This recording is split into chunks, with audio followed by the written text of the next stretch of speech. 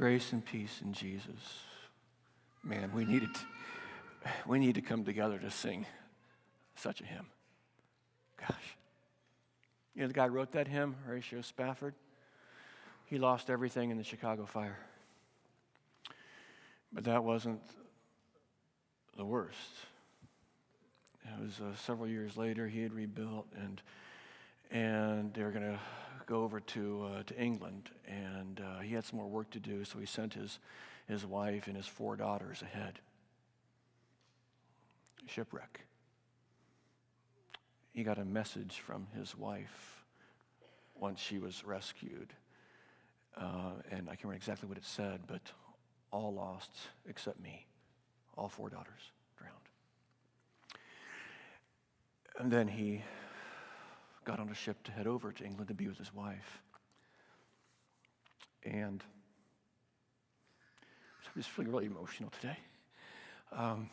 Got to the spot where the shipwreck happened. And he wrote that hymn. Powerful. To be able to say, it is well, in spite of such loss. What a week it's been. Man. Seeing our beautiful valley in flames and smoke. People losing their homes, fleeing for their lives.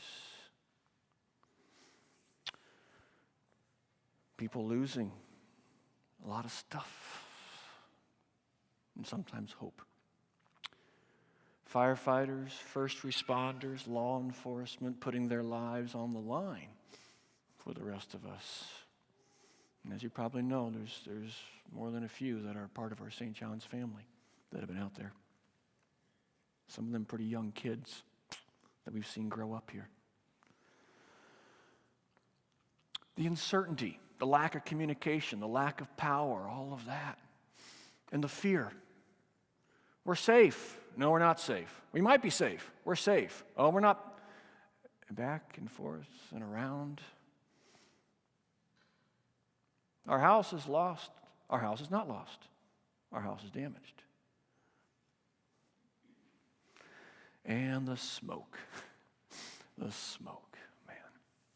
Somebody put up online yesterday, has been making the rounds. I'm not sure where it originally came from, but I stumbled upon it this morning. So by describing what life is like in Napa this week. And I'm just going to read parts of it. We walk around in masks, and we know what N95 means.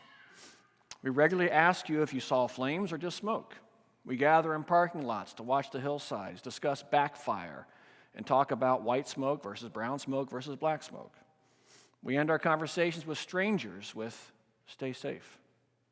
We've stayed off the roads when possible, feel anxious the further away and the longer we get away from our own homes. We get ash on ourselves just being outside for a minute. We hear helicopters and sirens regularly. We see emergency and military vehicles constantly coming from all over the Bay Area and the state. We haven't hiked, walked to the lake, run, or picnicked in days. Daily activities that are stress relief for many. We've had our stuff packed, been on alert for days in a row. We spend night at different places. We have limited clothes at time. We live minute to minute, hour to hour, and thus can't plan easily. We are sleep deprived, exercise deprived, outside deprived. We are stressed, shell-shocked, relieved, grateful, guilty. Why was my neighborhood spared? Worried, unknowing. We've been stripped of our routine, our belongings, our control. We listen to the radio a lot. We argue a lot with loved ones about whether to evacuate or not. We don't quite know what to do. We're in coping, helping mode and haven't quite wrapped our minds around this. Man, that struck home reading that. But there's also been some beautiful things. Our community, our valley, people helping each other, giving generously, caring, showing compassion, really coming together. It's been beautiful. The generosity, the outpouring, the shelter saying, please don't bring any more stuff. We've got enough. In our St. John's family, church, school, People checking on each other, caring for each other, opening up their homes for each other, supporting one another, praying together. And it's important, again, I say, for us to be together today, to come together as His people in the presence of God. Because God is with us. He's been with us all week, even when it doesn't feel like it. He's been with us with a gift that we need, a gift that is very often one of the losses, one of the casualties of times like this, and that's His gift of peace. Peace in so much uncertainty. That's why our verse we've had up there this morning, John 16:33. I have told you these things, that in me you may have peace. In this world you will have trouble, but take heart, I have overcome the world. Don't be discouraged. Have peace. He tells us we're going to have trouble. Well, the specific trouble that comes into our lives may surprise us, but we should never be surprised that our lives have trouble. It's still a broken, fallen world, awaiting the new creation. And He told us it's going to be like trouble. But He has overcome, He said. So we have peace. But what does that mean? How do we have peace in the middle of trouble? Well, I want to look briefly at just 4 statements and 4 verses that go with them. There's so much more we could say. But I just want 4 things to put in front of us that have been running through my mind this week, giving me some comfort, some peace. And I would encourage you to take these 4 statements to heart, these verses, write them down to memorize. I mean, it's not just this trouble, because, we all have trouble in our lives. And we've been consumed and obsessed by responding to the fire this week. But all the rest of those troubles, they're still there, right? Some made worse by this past week, whether it's financial or work-related or health or grieving, or they're still there. But we need peace in trouble. These 4 points. The first is this: God is for us. God loves us. Sometimes in trouble and loss, we may feel like, where is God? Is he hearing me? Is He caring for me? Why is He letting this happen?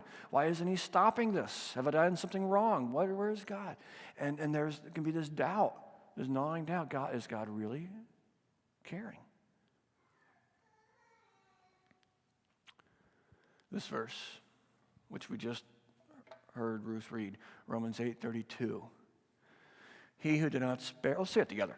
He who did not spare His own Son, but gave Him up for us all, how will He not also, along with Him, graciously give us all things? So what is He doing? That's Paul doing. Where is he pointing us here? To the cross. And that's always where our thoughts, our attention have to go, to the cross. This is the center of our faith, right? This is the center of God's revelation. The cross is where God says, this is what I'm like. And so it is the central image of our faith is the cross. It's not God as judge. It's not even God as creator or provision. We don't have up on our wall a loaf of daily bread. It's important, but it's the cross. That our God, above all, is a suffering God. A God who willingly, in His love, chose to enter into the broken sufferingness of this world and take it all on Himself for us. For us. We don't have a God who's an impersonal force or so remote. He's for us. That's what the cross says to us in times like this. God is for me. God is loving us. He loves us. And God is no stranger to suffering.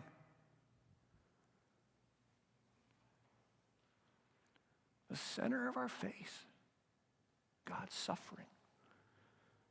The cross says that God is not holding anything against us. We're not being punished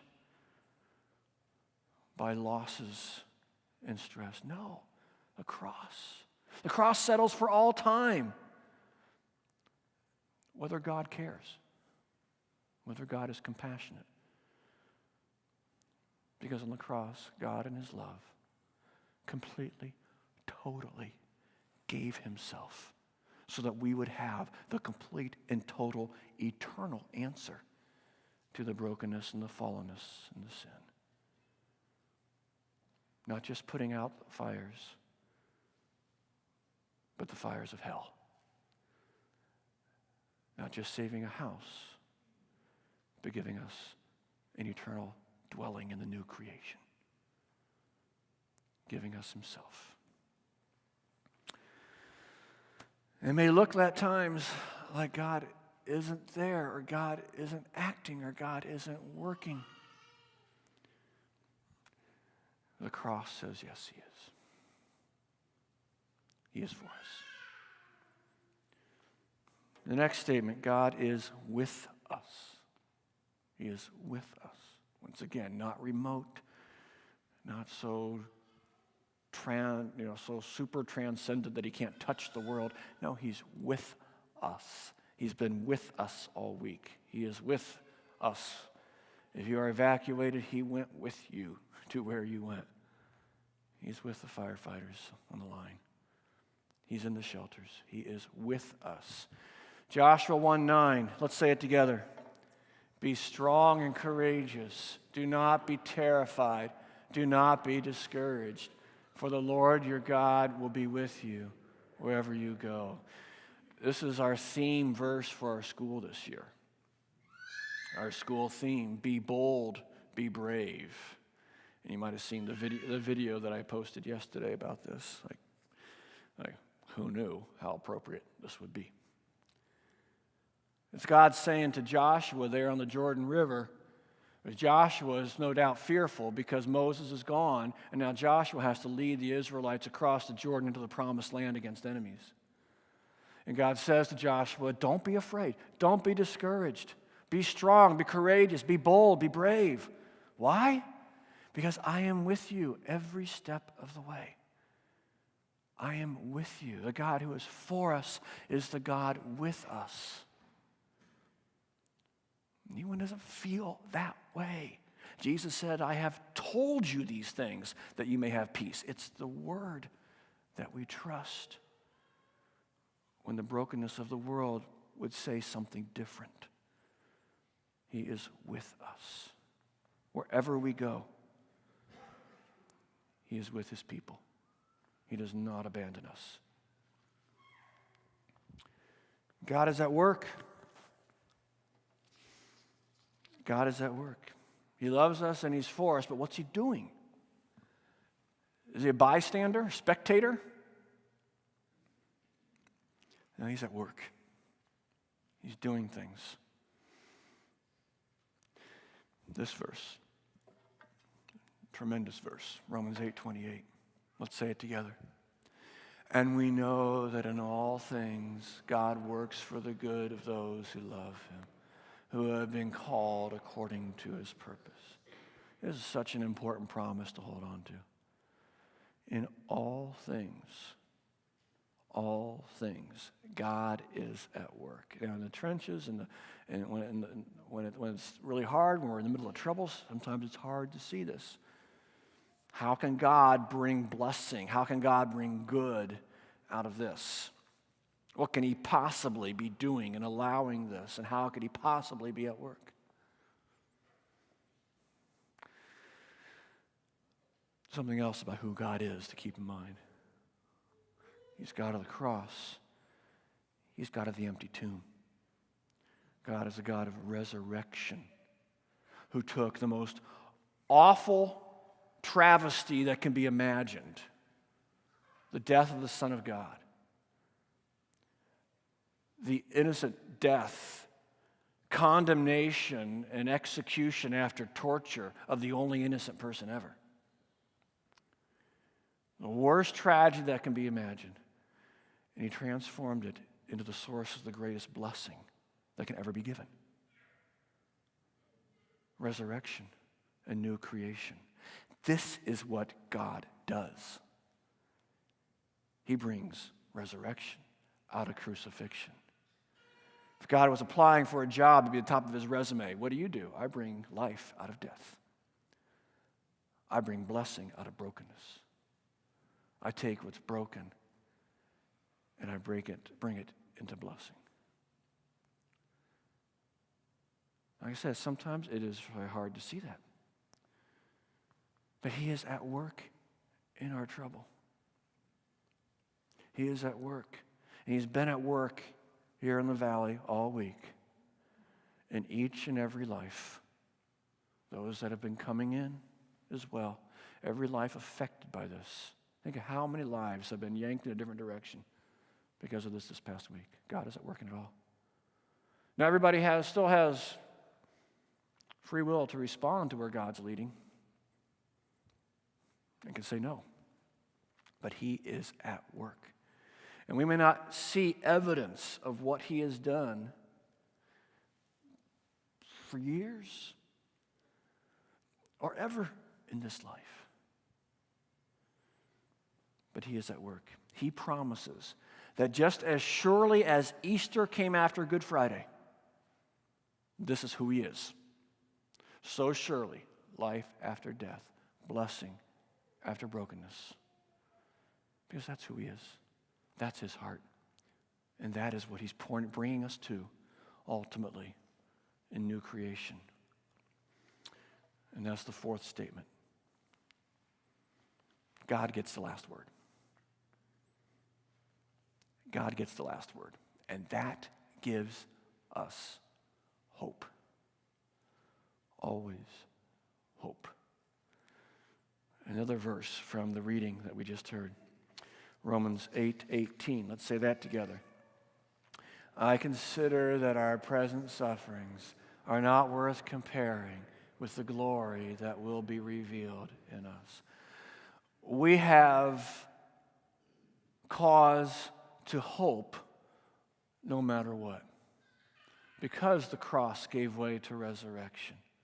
Because the old creation will be resurrected and transformed to new creation. Because God's gift to us is restoration and undoing of all that is broken. Hope is important, isn't it? Hope is important.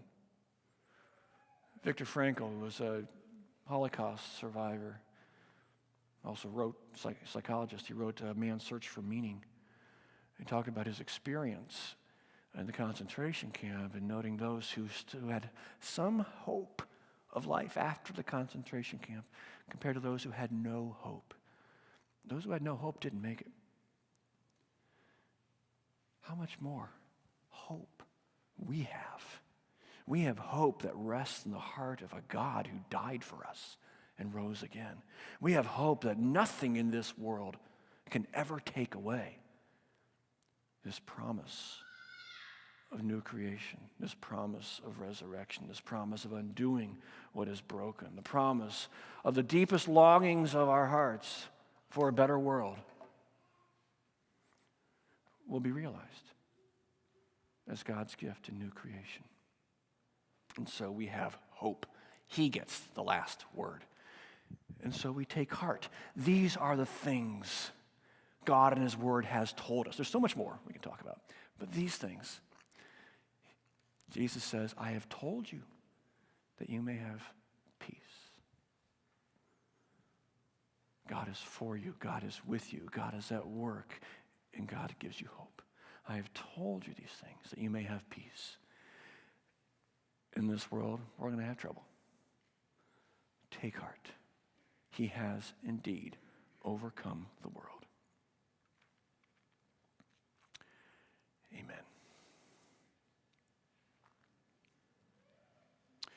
Now we're going to pray. I'm going to walk back and see if there's any